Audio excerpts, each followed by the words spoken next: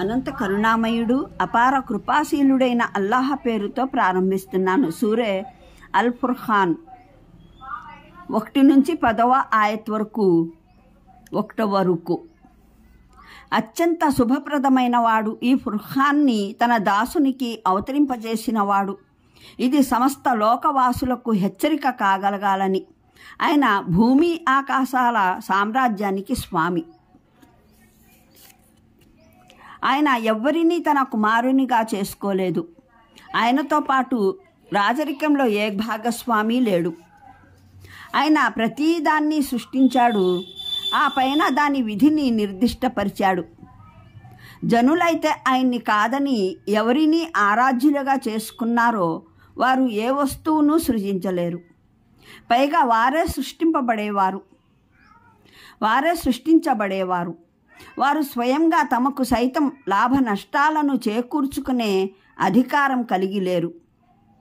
ఒకరికి చావునివ్వలేరు, బ్రతుకును ఇవ్వలేరు. చనిపోయిన వారిని మళ్ళీ బ్రతికించి నిలబెట్టను జాలరు.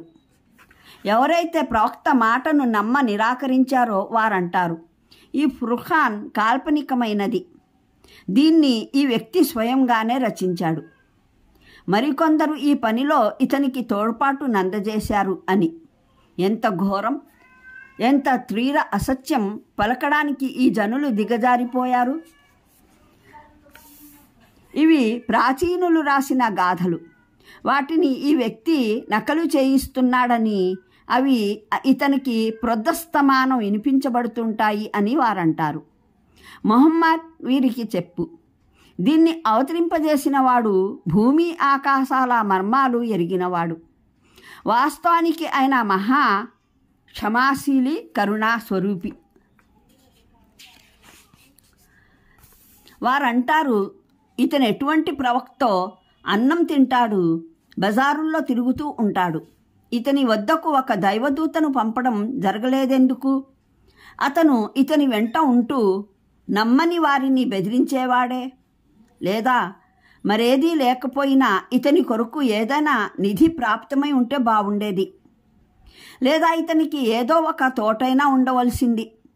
దాని ద్వారా ఇతను నిశ్చింతగా ఉపాధిని పొందగలిగేవాడు. ఈ దుర్మార్గులు ఇంకా ఇలా అంటారు, వీరంతా ఒక మంత్రగ్రస్తుడైన వ్యక్తి వెంట పడ్డారు. చూశావా ఎటువంటి వింతైన వాదనలు ఈ జనం నీ ముందు ఉంచుతున్నారో. ఎంతగా దారి తప్పారంటే ఒక్క మాట మీద నిలబడలేకపోతున్నారు. మహాశుభప్రదుడు ఆయన కోరుకుంటే వీరు ప్రతిపాదిస్తున్న పదార్థాల కన్నా ఎంతో అధికంగా నీకు ప్రసాదించగలడు. ఒకటి కాదు, అనేక తోటలు, వాటి దిగువన సెలయేరులు ప్రవహిస్తూ ఉంటాయి. ఇంకా పెద్ద పెద్ద భవంతులు కూడా. 1వ వివరణ. మూలంలో తబారక్ అన్న పదం ప్రయోగించబడింది. దాని పూర్తి అర్థాన్ని స్ఫురింపజేయడం ఏదో ఒక పదంతో కాదు, ఒక వాక్యంతోనూ కష్టమే. దీని ధాతువు బర్కా అన్నది. దీని ద్వారా 2 క్రియావాచకాలు ఏర్పడతాయి. బర్కహా, బ్రూహ్. బర్కహాలో పెరుగుదల, ఆధిక్యత, విరివి అన్న భావన ఉంది. బ్రూహ్లో నిలకడ, మనుగడ, తప్పక అన్న భావన ఉంది. దీని ద్వారా తబారక అన్న వాచకం ఏర్పడినప్పుడు అందులో అతిశయం, పరిణితి అన్నవి కూడా చేరిపోతాయి. అప్పుడు దానికి అత్యంత ఆధిక్యత ఎదిగే ఆధిక్యత, పరిపూర్ణమైన సుస్థిరత అన్న భావాలు వస్తాయి.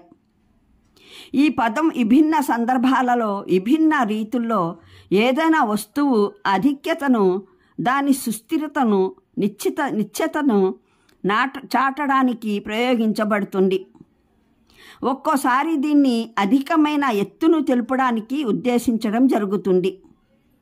ఉదాహరణకు తబారక్తన్నఖల అంటే ఫలానా ఖర్జూరపు చెట్టు బాగా ఎత్తు ఎదిగింది అని అర్థం. ఇస్మయి ప్రకారం ఒక అరబ్బు పల్లెవాసి బద్ధువు ఒక ఎత్తైన గుట్టపైకి ఎక్కాడు. తన స్నేహితులతో తబారక్తు అలేకుం, నేను మీకన్నా ఎత్తు పెరిగాను అని అన్నాడు. ఒక్కోసారి ఈ పదాన్ని మహత్తు, మహోన్నత, మహానీయత పెరిగిందనే అర్థంలోనూ వాడతారు. ఇంకొక చోట అనుగ్రహ వ్యాప్తికి, శుభశ్రేయాల పెరుగుదలకు కూడా వాడతారు. మరో భావంలో పరిశుద్ధత, పవిత్రతల పరిపూర్ణత ఉద్దేశించబడుతుంది. ఇదే విధంగా దాని సుస్థిరత, అనివార్యతల అర్థంలో కూడా వాడబడుతుంది. సమయం, సందర్భం, పూర్వాపరాల వల్ల తెలిసిపోతుంది ఈ పదప్రయోగం ఎక్కడ, ఏ అర్థంలో జరిగిందో అన్న విషయం.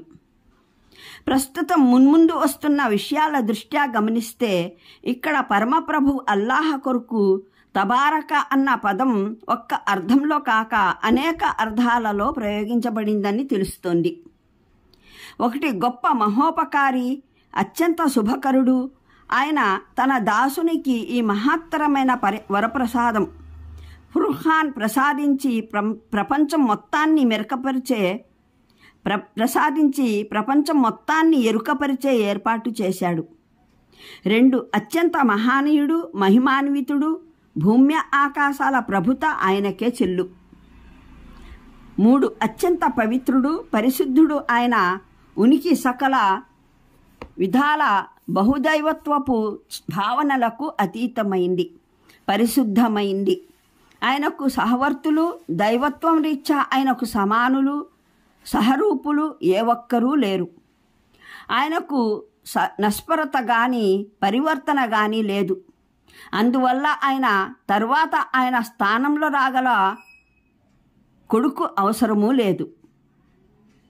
మహోన్నతుడు, ఆధిక్యత గలవాడు, ప్రభుసత్తా అంతా ఆయనకే చెందినది. మరి ఎవరికైనా ఎటువంటి సత్తా, స్థానం లేదు. ఎవరూ ఆయన అధికారంలో ఆయనకు భాగస్వాములు కాలేరు. శక్తి సామర్థ్యాల పరిపూర్ణత రీత్యా సర్వాధిక్యత గలవాడు ఆయన. విశ్వంలోని ప్రతి వస్తువును సృష్టించేవాడు. ప్రతి వస్తువు భాగ్యాన్ని, విధి నిషేధాలను నిర్ణయించేవాడు ఆయనే. మరిన్ని వివరాలకు చూడండి ఖురాన్ అవగాహనం సంపుటి 5, అల్-ముమినూన్ పాదసూచి 14, అల్-ఫుర్ఖాన్ పాదసూచి 19. అంటే దివ్య ఖురాన్ అన్నమాట. మూలంలోని పదం ఫుర్ఖాన్కు మూల ధాతువు ఫర్ఖా. దీనికి అర్థం 2 వస్తువుల్ని వేరు చేయడం, లేదా ఒకే వస్తువులోని విభిన్న అంశాలు వేరు కావడం. దివ్య ఖురాన్కు ఈ పదం 1 ఫారిహ్, వేరు చేసేది అనే భావంలోనో, లేదా 2 మఫ్రూహ్, వేరైనది అనే భావంలోనో ప్రయోగించబడింది. లేదా దీని ఉద్దేశం అతిశయం కూడా కావచ్చు. అంటే వేరు చేసే విషయంలో ఇది ఎంతో పరిణితి చెందిందని. మరో మాటలో అది స్వయంగానే వ్యత్యాసంగా పరిగణించదగింది అని అర్థం. ఇక్కడ మొదటి 3వ అర్థాల్లో అర్థం గ్రహిస్తే దీని సరైన అనువాదం గీటురాయి, నిర్ణయాత్మకమైనది, నిర్ణయ ప్రమాణం అని భావం వస్తుంది. కానీ 2వ అర్థం గ్రహిస్తే భావం ఇందులో వేర్వేరు అంశాలు, భాగాలు చేరి ఉన్నా ఇది విభిన్న సమయాల్లో వచ్చిన అంశాలతో కూడుకున్నది అని వస్తుంది. దివ్య ఖురాన్ని ఈ 2 భావాలలోనూ అల్-ఫుర్ఖాన్ అనడం జరిగింది. అనంత కరుణామయుడు, అపార కృపాశీలుడైన అల్లాహ్ పేరుతో ప్రారంభిస్తున్నాను. సూరే అల్-ఫుర్ఖాన్ 1 నుంచి 10వ ఆయత్ వరకు. 1వ రుకు. అత్యంత శుభప్రదమైన వాడు, ఈ ఫుర్ఖాన్ని తన దాసునికి అవతరింపజేసినవాడు. ఇది సమస్త లోకవాసులకు హెచ్చరిక కాగలగాలని.